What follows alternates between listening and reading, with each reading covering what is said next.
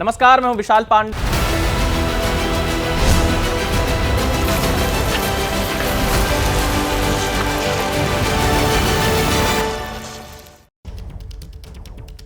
बिहार के मोतिहारी में लोगों की भीड़ ने पुलिस टीम पर हमला किया है। बेकाबू भीड़ ने पुलिस के दारोगा को घेर लिया। हालात ऐसे हो गए कि दारोगा को हवाई फायरिंग करनी पड़ी है। तस्वीरें आपके सामने हैं, थोड़ी देर में आपको दिखाते हैं। दरअसल यहां जो अभी जानकारी आ रही है उसके मुताबिक एक वाहन ने 3 लोगों को टक्कर मार दी। दारोगा ने भीड़ को हटाने के लिए हवाई फायरिंग की। सड़क हादसे के बाद मौके पर पहुंची थी पुलिस। इन तस्वीरों को आप देखिए, किस तरह से भीड़ के बीच फंसे दारोगा ने की हवाई फायरिंग। बिहार के मोतिहारी में पुलिस टीम पर हमला हुआ है।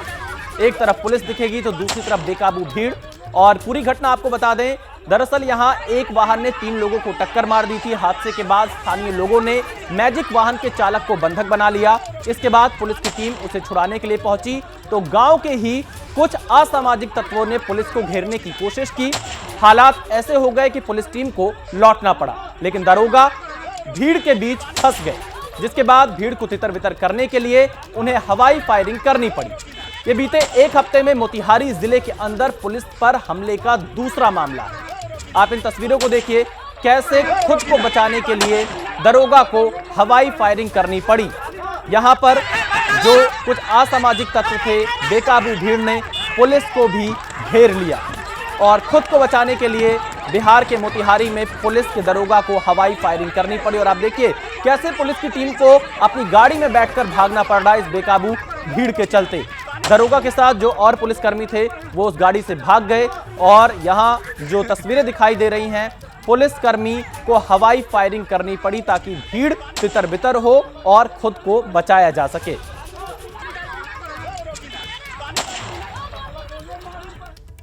अब अगली खबर महाराष्ट्र से। महाराष्ट्र चुनाव में उलेमा बोर्ड के महाविकास अघाड़ी को समर्थन की शर्तों के मुद्दे पर सियासत में उफान है। इससे जुड़ी बड़ी खबर आपको बता देते हैं।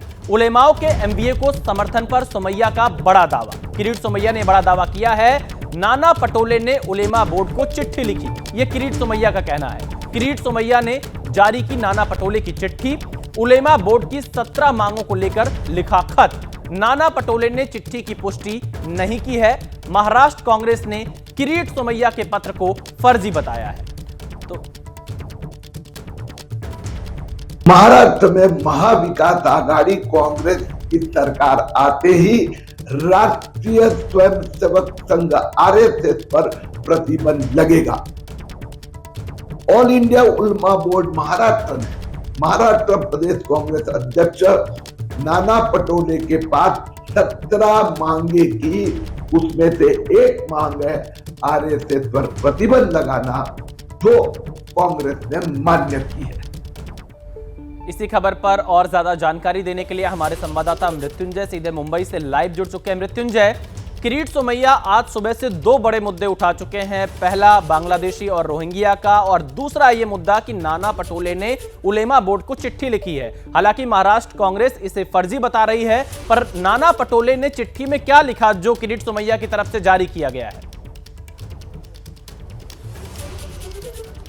देखिए, सबसे पहले तो किरीट सोमैया ने ये दावा किया कि एक नाना पटोले का ये पत्र है जो कि उलेमा काउंसिल को जवाब में लिखा गया है। इसमें जवाब ये लिखा गया कि आपका पत्र प्राप्त हुआ है, जिसमें जो आपने मांगे की है हम उसका समर्थन करते हैं। महाविकास आघाड़ी की सरकार आने पर हम इन मांगों पर अमल करेंगे, यानी महाविकास आघाड़ी काम करेगी।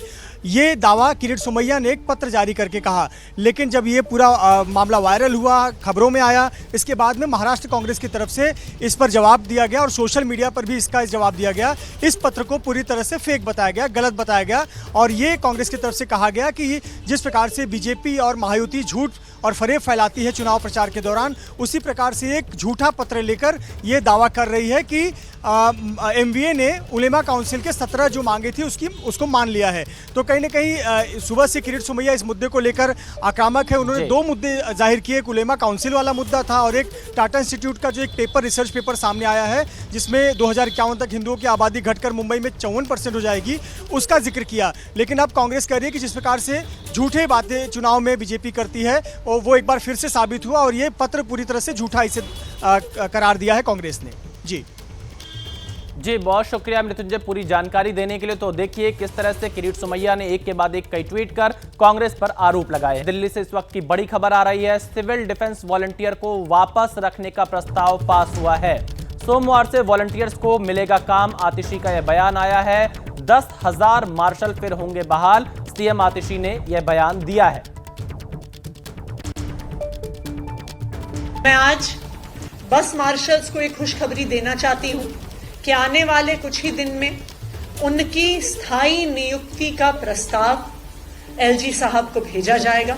आज ये प्रस्ताव दिल्ली सरकार ने पास किया है, जिसमें 10,000 बस मार्शल्स एवं जो और सिविल डिफेंस वॉलंटियर्स थे, जिनको अक्टूबर 2023 में भारतीय जनता पार्टी द्वारा निकाला गया, उनको अगले 4 महीने के लिए पोल्यूशन कंट्रोल रिलेटेड कार्यों के लिए रखा जाएगा। अगली खबर झारखंड से। झारखंड में बीजेपी अध्यक्ष जेपी नड्डा का बड़ा बयान, बांग्लादेशी घुसपैठियों को झारखंड से निकालेंगे। यह बयान दिया है जेपी नड्डा ने। घुसपैठियों को आदिवासियों के अधिकार नहीं दिए जाएंगे। एक बांग्लादेशी को झारखंड की धरती से निकालेंगे और इसके साथ साथ जिस तरीके से आदिवासी बहनों के साथ ये बांग्लादेशी विवाह करके उनके आदिवासी जमीन पर अधिकार चाहते हैं, उनके से पैदा होने वाली संतान को कोई भी आदिवासी अधिकार नहीं दिया जाएगा।